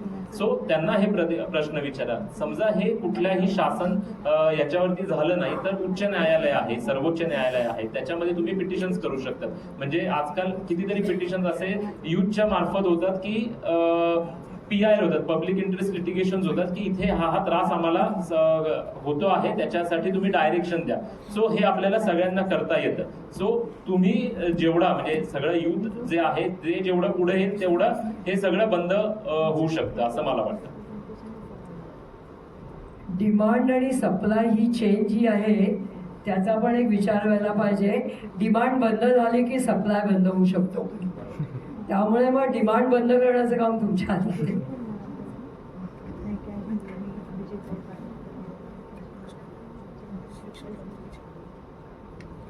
हॅलो सर, माझा प्रश्न अजय सरांना प्रमुख राहील. सर, जर व्यसनाचं मेन कारण जर बघितलं तर माझ्या निरीक्षणातून असं आलं की मैत्री किंवा संगत जे असते ते मुलांचं, की मित्र म्हणतो की तुला टेन्शन, मित्र बघतो समोरच्या मित्राला टेन्शन आहे थोडं काहीतरी कोणी बोललं वगैरे, तर तो त्याला सांगतो की हे टेन्शन तुझं जाईल, चल मी तुला एक सिगरेट वगैरे पाजतो किंवा अल्कोहोलचा एक तुला हे देतो, तुझं लगेच होईल. आणि तो त्याला त्या इन्सायटीमध्ये असतो की माझं कसं तरी प्रेशर गेलं पाहिजे आता, मला कसं तरी काय, आणि तो एकदा ट्राय करतो आणि त्यानंतर मग त्याला ते असं त्याला मग तेव्हा जाणवतं अरे खरंच प्रेशर होतं, कारण की त्याला माइंडसेट त्याने मित्राने म्हणून दिला असं तू हे घेतलं म्हणजे तुझं गेलंच आहे. तो परत दुसऱ्या वेळेस ट्राय करतो आणि जर दुसऱ्या वेळेस ट्राय केलं म्हणजे त्याची ती हॅबिटच बनून जाते. तर यातून तुम्ही कसं म्हणजे एखाद्या जर मित्राला जर आपल्याला टॅकल करायचं असेल याच्या थ्रू तर तुम्ही कसं सजेस्ट करू शकता? छान प्रश्न आहे. सर्वप्रथम मला इथं सांगावंसं वाटतं की तुमचं वय असं आहे की जसं आपण हायवेवरनं प्रवास करताना बोगद्यातनं प्रवास करतो की पूर्णपणे अंधार नाहीये आणि पूर्णपणे उजेडही नाहीये, अशा वयोगटात तुम्ही आहात. इथे तुम्हाला प्रत्येक गोष्टीचं मित्रांनी सांगितलं, मगाशीच मॅडमनी सांगितलं की आपल्याला घरच्यांपेक्षा आपल्या मित्रांचं जास्त अपील होत असतं. जे सांगितलेलं आहे आपण पहिलं कोणाला विचारतो, कुठलीही समस्या आल्यानंतर आपला मित्र किंवा मैत्रीण किंवा शेअर करायचं असेल तर पहिलं कोणाला करतो, त्यांच्याशी करतो. तर त्याने जे सांगितलं की ही जी सुरुवात आहे तुला, म्हणजे तू आता जो प्रश्न मांडलात की सिगरेट असेल किंवा हे असेल, या ज्या मिसकन्सेप्शन आहेत की अभ्यास करताना, म्हणजे मला इथं थोडासा विषय डायव्हर्ट नाही त्याच्याशीच संलग्न बोलतोय की इथं सुरुवात होते एक गंमत म्हणून मी मगाशी पण सांगितलं की तुझं टेन्शन रिलीफ होईल, तुला थोडंसं बरं वाटेल आणि मग तू एक शब्द वापरला एन्झायटी. ही एन्झायटी कमी होण्यास मदत होईल, पण नंतर ती वाढत जाते. ती डिपेंडन्सी जशी जशी येत जाते, मग सिगरेटवरनं डायव्हर्ट होण्यासाठी वेळ लागत नाही. आणि मग तुम्ही जो अभ्यास करताय, जशी परीक्षा जवळ येते, काही मजेचे क्षण निघून जातात, महिने 2-4 महिन्यानंतर परीक्षा जशी जवळ येते तसं टेन्शन यायला लागतं. आणि या टेन्शन मधनं बाहेर पडताना आणखी एक कोणतरी सल्ला देतो की थोडासा गांजा मार, म्हणजे तुझं लक्ष सगळं एकत्र होईल आणि गांजा मारल्यानंतर अभ्यास छान होतो. अशा ज्या काही खुलचट कल्पना आपल्यामध्ये घातलेल्या आहेत आणि त्या पटकन, तुमचं वयच तसं आहे, या वयाला त्या पटकन अशा अपील होतात आणि मग तुम्ही त्याच्याकडे अट्रॅक्शन होता. आणि इथं मला एक सांगायचं वाटतं की बिनवासाची व्यसनं वाढायचं कारण तेच आहे. आणि आज ही गोष्ट चांगली नाही इथं सांगणं, पण पुण्यासारख्या ठिकाणी म्हणजे तटपुंज पोलीस बळ याच्यावर काहीच करू शकत नाहीये. आणि याच्या अगोदरचा एक प्रश्न होता की आपण बंदी का आणू शकत नाही. बंदी झालेली आहे महाराष्ट्रात अनेक ठिकाणी, गुजरातमध्ये बंदी आहे, महाराष्ट्रात अनेक ठिकाणी बंदी आहे, पण जिथं बंदी आहे तिथं जास्त बेकायदेशीरपणे चालू होते. आणि मग त्याच्यामध्ये आणखी त्रास पोलिसांनाही आहे, नागरिकांनाही आहे, युजरला आहे, पेडलरला आहे, असे बरेच त्यात आहेत. त्यापेक्षा सरांनी जसं सांगितलं की अब्दुल कलाम जसं म्हटले होते की तरुण ही राष्ट्राची शक्ती आहे, खरोखर तीच आहे. आज 144 कोटीच्या आसपास आपण पोचलेलो आहोत आणि त्याच्यातला 65% हा यूथ आहे. तर तुम्ही पुढे येऊन ज्या दिवशी आवाज उठवाल आणि आमच्यासारखे तुमच्या बरोबर असतील, मागे नाही, आम्ही एवढे मोठे नाही आहेत, पण तुमच्या बरोबरही निश्चितपणे आम्ही आवाज उठवायला तयार राहू. तुम्ही जर आवाज उठवला ना तर इथं बसलेले प्रत्येक जण तुम्हाला मदत करतील. आणि हे जे तू प्रश्न विचारलास त्याच्यावर परत येतो की हे जे प्रेशर असतं हे पिअर प्रेशर हा शब्द तुम्ही अनेक वेळा ऐकता. पिअर प्रेशर म्हणजे काय रे मित्रांनो, काय माहिती आहे तुम्हाला? पिअर प्रेशर अगदी साध्या भाषेत सांगू, अगदी साध्या भाषेत. आपण गणपतीच्या दर्शनाला आता जाणार आहे, दगडूशेठला असेल, आणखी कुठल्या इकडचं तुम्ही जिथं असाल तिथं जाणार आहे, मागनं एक जण धक्का देतो, चला पुढं चला पुढं चला पुढं. हे अगदी साध्या भाषेत की हे पिअर प्रेशर सगळ्यांवर असतं. काही कारण नसतं, तुमच्याकडे जाहिराती येतात, त्याच्यातनं ते पिअर प्रेशर वाढतं. एखाद्या मॉलमध्ये गेलात तर काही कारण नसताना तुम्ही, आपण जाताना काही घेणार नाही, पण तिथनं घेऊन येताना 2-2.5 हजाराची शॉपिंग करून आपण येतो. कशात अननेसेसरी आज आपल्याला किती गरज आहे फोनची, ॲपलच्या फोनची, आयफोनच पाहिजे, डिमांड. जसं मगाशी मॅडम म्हटलं की आपल्या गरजा आपण ओळखल्या पाहिजेत आणि त्या आपण समजून घेतल्या पाहिजेत. आणि साहेबांनी जसं सांगितलं की मला करायचं की नाही हे मी ठरवलं पाहिजे. ओके, मला तानाजी सरांकडे एक क्वेश्चन आहे. जसं सर म्हणले की PLI और PI पब्लिक इंटरेस्ट लिटिगेशन, तर हे फाईल करायला लागतं आपल्याला जाऊन पोलिसांकडे, राईट? पण लोक कोर्टामध्ये, ओके, सो पण लोक आहे ना लेजिस्लेशनशी घाबरत आहेत, त्यांना नको आहे जायला कोर्टात. ते बोलले की आता आम्ही गेलोय तर आम्हाला वारंवार जावं लागेल, हे लागेल, तर मग ते फाईल नाही करतील असं मला वाटतं. खूप असं टीडीएस असा विचार करून कोणी आवाज उठवत नाही. ह्याचं तुम्ही काय, तुम्ही ऍक्सेसिबल आहात ते म्हणजे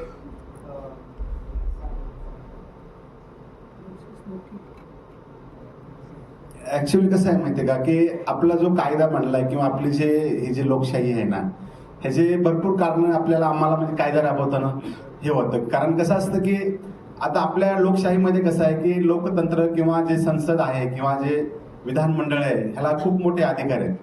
त्याच्यामुळं ह्या गोष्टीत म्हणजे असं की म्हणजे असं कुणी ह्याला म्हणजे कुणी यंत्रणा जबाबदार नाही. तर ह्याला प्रथम एक बेस सांगतो सुरुवातीपासून की ह्याला म्हणजे ना पूर्ण आपणच निवडून ज्यावेळेस आपण एखादा लोकप्रतिनिधी निवडून देतो त्यावेळेस ह्या गोष्टीचा विचार होणं महत्त्वाचं आहे.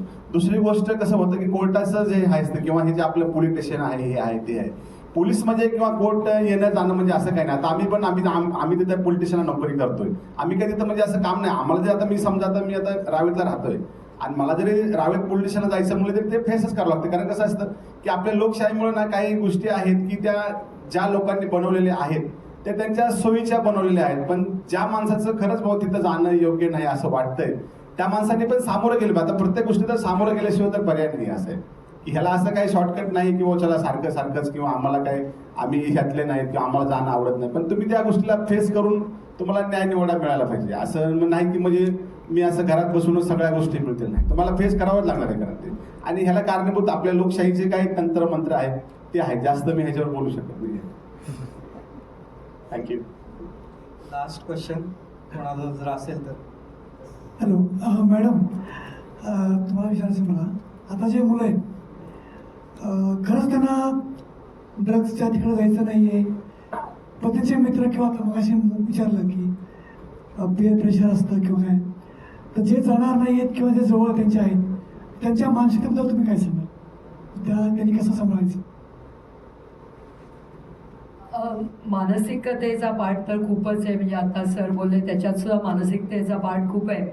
पहिली गोष्ट म्हणजे या मुलांनी नाही म्हणायला शिकलं पाहिजे की मला ज्या गोष्टी करायच्या नाही आहेत आणि मला घरातनं जे काही माझ्यावरती संस्कार मला मिळालेत आणि या संस्कारांच्या विरोधात मी काहीतरी करतोय, तिथे मला नाही म्हणता येणं, ज्याला आम्ही आमच्या सायकोलॉजीच्या भाषेमध्ये ॲसर्टिव्हनेस टेक्निक म्हणतो, ते टेक्निक त्यांनी आत्मसात केलं पाहिजे. नंबर 1 की जिथे नाही म्हणायचं आहे तिथे फर्मली नाही म्हणता यायला पाहिजे. आणि दुसरी गोष्ट म्हणजे भीतीतून मुक्त व्हायला पाहिजे. सगळ्यांची भीती आहे या मुलांना, परीक्षेची भीती आहे, कॉम्पिटिशनची भीती आहे, आई वडील काय म्हणतील भीती आहे, शिक्षक काय म्हणतील भीती आहे, तेवढं पर्सेंटेज आलं नाही तर काय होईल याची भीती आहे. या सगळ्यातून मानसिकदृष्ट्या टेन्शन कमी करणं, टेन्शन मॅनेज करणं, स्ट्रेस मॅनेज करणं, या सगळ्या गोष्टी त्यांनी शिकल्या पाहिजे. नाहीतर त्या प्रवाहाबरोबर ते वाहत जातील आणि कुठे जाऊन थांबतील याचा त्यांना पत्ताच लागणार नाही खरं तर. आणि कुठलाही सबस्टन्स, म्हणजे तो कॅनबीज असो, नाहीतर आर्टिफिशियल ड्रग असो, नाहीतर अल्कोहोल असो, हा मूड अल्टरिंग सबस्टन्स आहे, तुमचा मूड खराब करणारा सबस्टन्स आहे. तेव्हा तुमच्या डोक्यावरती काहीतरी परिणाम झाल्याशिवाय ते राहणार नाही आहे. त्यामुळे असे परिणाम झाले, गांजा पिणाऱ्या लोकांमध्ये वेड लागण्याचं प्रमाण हे खूप अधिक आहे. त्यामुळे गांजापासून तर लोकांनी लांबच राहायला पाहिजे असं आम्हाला वाटतं. आणि कुठलंही फॉर दॅट मॅटर ड्रग हे इतकं पटकन ॲडिक्शनकडे नेणारं आहे, त्यामुळे अल्कोहोल कमी बऱ्याच वर्षानंतर ॲडिक्शनकडे नेते. तर ड्रग्सपासून तर लांबच राहायला पाहिजे, कारण मेंदू खराब करतो, आपल्या भावना खराब करतो आणि मग पर्यायाने वर्तन खराब होतं. तर या सगळ्या गोष्टीचा सायकोलॉजी सोडून तुम्ही याचा विचार नाही करू शकत. याला बेसच सायकोलॉजीचा आहे. त्यामुळे हे पुढचे कायदे बिदे पुढची गोष्ट आहे किंवा डिपार्टमेंट्स पुढची गोष्ट आहे. सगळ्यांनी मानसिकदृष्ट्या सक्षम होण्याचा प्रयत्न केलाच पाहिजे, तर तुम्ही या व्यसनाच्या विळख्यापासनं, प्रलोभनाच्या विळख्यापासनं लांब राहू शकता. आणि तुम्हाला चॉईस आहे नाही म्हणण्याचा, तो चॉईस त्यांनी घेतला पाहिजे असं मला ह्या गोष्टीवर बोलायचं आहे की विषय असा आहे, म्हणजे कॉमन बोलतो बरं का, की विषय असा आहे की आपण जेव्हा असं समजा आता घरी असतो, आपल्यासोबत मुलं असतात, आजकाल काय झालं ह्या मोबाईलमुळे ना खूप लॉस झालाय की आपण आता ना पहिली ना आपली ना एकतर सोबत जेवायचं विसरलोय. आपण जेव्हा कुटुंबात असतो ना सोबत जेवायचं विसरलोय, पुन्हा आपण सोबत सण उत्सव करायचं विसरलोय. दुसरी गोष्ट, आपण जेव्हा लहान असतो, आता आपण लहानच असतो 14वी 15वी पर्यंत, आपले जे पहिले खेळ होते ते आपण विसरलेलो आहे.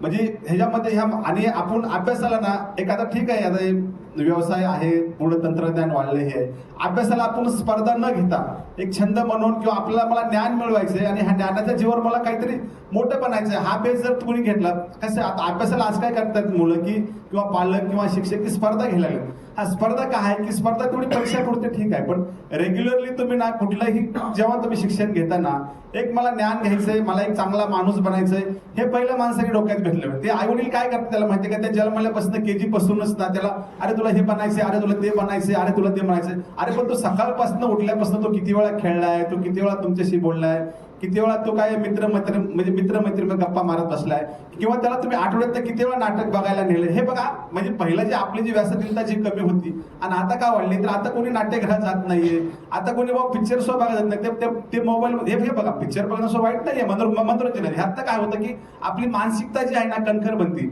आपण एखाद्या छोट्या मोठ्या संकटाला बळी पडत नाहीये. त्यामुळे ना माणूस हरपलाय ह्या मोबाईलच्या जीवनात आणि या स्पर्धेच्या जीवनात ना तो स्वतःला हरपलाय म्हणजे काय, आपले जे दिग्गज होते, शिवाजी महाराजांचा काळ होता किंवा जे काय होते पहिले पूर्वज, त्यामध्ये कसं पूर्वीपासून जे खेळ होते, गेम असायच्या, गावात कुस्त्या असायच्या, काही ना काही असे इंडिव्हिज्युअली हे असायचे की जेणेकरून लोक तिथं फ्रेश होतील, तेवढी त्यांची मानसिकता सणा उत्सवात म्हणून चांगली बनल. आता सगळे लोक ह्यापासून लांब पडलेत. आता बघा तुम्ही घरात, आता गणपती उत्सव आहे, किती लोक मला सांगा आता किती लोक 7 दिवस गणपती म्हणजे म्हणजे काय मित्रमंडळ सामील होणार आणि किती लोक मोबाईल बघणार बघा. आजकाल काय झालं, तिकडे मंडळ चालू असतं, हा पोरगा निवांत कोपऱ्यात बसलेला असतो मोबाईल, म्हणजे तो काय करतोय तर मानसिक दृष्टीने तो अजून पळत चाललाय तो. म्हणजे मला सांगायचं काय की मी काय मोबाईलला टार्गेट करत नाहीये किंवा मी काय असं पहिल्या दुसऱ्या नंबरला टार्गेट करत नाहीये, पण माणूस ना स्वतःला हरवलाय ह्या सगळ्या आईवडिलांच्या प्रेशरमुळं आणि हे जे आधुनिकता आलेली आहे ह्याच्यामुळं. म्हणजे व्यस्तता जी आहे ती आपण म्हणजे असं आपण कौटुंबिक सुख घेत नाहीये, म्हणजे कौटुंबिक जेवत नाहीये सोबत, नाही कॉमन बोलतोय मी, असं जास्त विचार करून बोलत नाही. पण आपण पिक्चरला जात नाहीये, कधी बाबा नाट्यगृहाला जात नाहीये, किंवा आपण आता एनसीसीला किती पोरं आहे तिथे सांगा, तुम्ही एनसीसी मध्ये सहभाग घ्या, तुम्ही राष्ट्रीय समाज शिक्षण सेवामध्ये प्रवेश घ्या. का तर ह्याच्यामुळे ना तुमची म्हणजे असं मानसिक दृष्ट्या तुम्ही कणकण होता. किंवा पहिले बघा असे कुठेतरी असे आपल्याला ना कुठल्या तरी पोवाड्याच्या स्पर्धा असायच्या किंवा आपले जे पूर्वज असे त्याच्यावर साहित्यावर विचार व्हायचे, काही व्याख्यान व्हायची, कुठं वक्तृत्व स्पर्धा व्हायची. हे आता सगळं विसरत चाललंय. त्यामुळे मुलांमध्ये जे आहे ना ते डिप्रेशन हे मोबाईल आणि हे स्पर्धा ह्या 2 गोष्टीमुळेच वाढतं असं माझं मत आहे. म्हणजे कॉमनली बोलतो.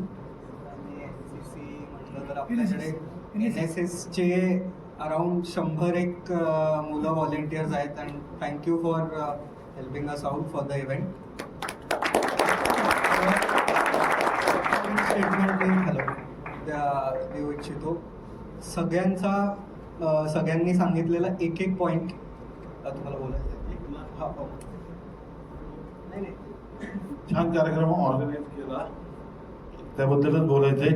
NSSच्या विद्यार्थ्यांचंही कौतुक. मला माहिती आहे जुळबुळ सुरू झालेली आहे समोर. फक्त एक चांगल्या म्हणजे काही सूचना तुम्हाला सांगायच्या वाटतात ऑर्गनायझरला.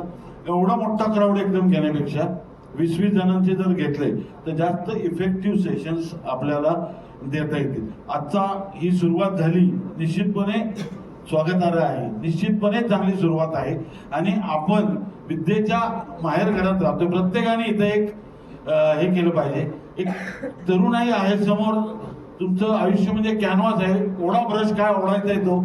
फक्त एक सांगेन निश्चितपणे की या पुण्याला विद्येचं माहेरघर आहे, त्याला संस्कृती वारसा इथे न काही उणे, अवघ्या विश्वात दिसेल शोभुनी असे आमुचे पुणे. या पुण्याला विद्येचं माहेरघर ठेवण्यासाठी आपण सर्वांनी पुढे येऊन प्रयत्न करा. आम्ही तुमच्याबरोबर नक्कीच आहोत.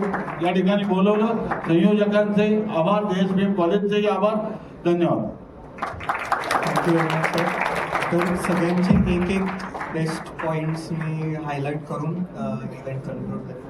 तर सरांनी जसं म्हणलं खूपच एक उत्कृष्ट गोष्ट सांगितली त्यांनी की inner work is more important than outer forceful curbing of the whole situation. म्हणजे आज तुम्ही जर काम केलं तर इन दी एंड तुम्ही विजय व्हाल.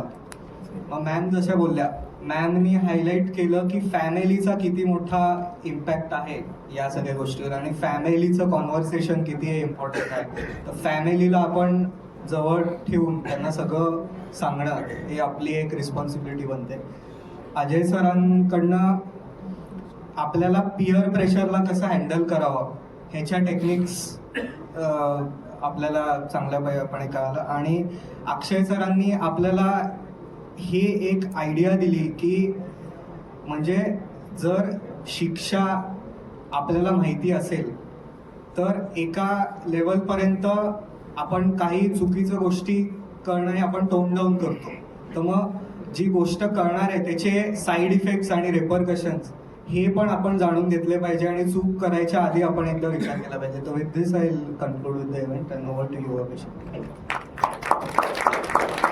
आता आपलं जे सेशन झालंय, जो संवाद झालाय, त्यानंतर आमचे जे सर्व स्टुडंट आहे, माझे जे सर्व फ्रेंड्स आहे, आम्ही सर्व युवा तरुणांकडून मी तुम्ही 4 लोकांना एक सांगू इच्छिते कि हम युवा देश की ताकत है, परिवर्तन लाकर मानेंगे.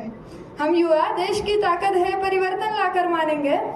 कर देंगे ऐसे काम जिन्हें सब मील का पत्थर जानेंगे, कर देंगे ऐसे काम जिन्हें सब मील का पत्थर जानेंगे। त्रशकाय नहीं हो पाएगा यह वतन सहस्त्रों वर्षों तक, त्रशकाय नहीं हो पाएगा यह वतन सहस्त्रों वर्षों तक, नव भारत को दुनिया वाले चिर युवा नाम से जानेंगे।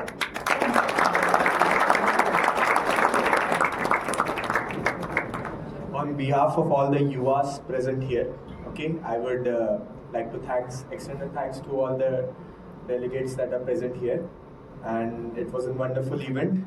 Very mindful words were dispensed upon us, and we hope to take this words with us forever. Thank you.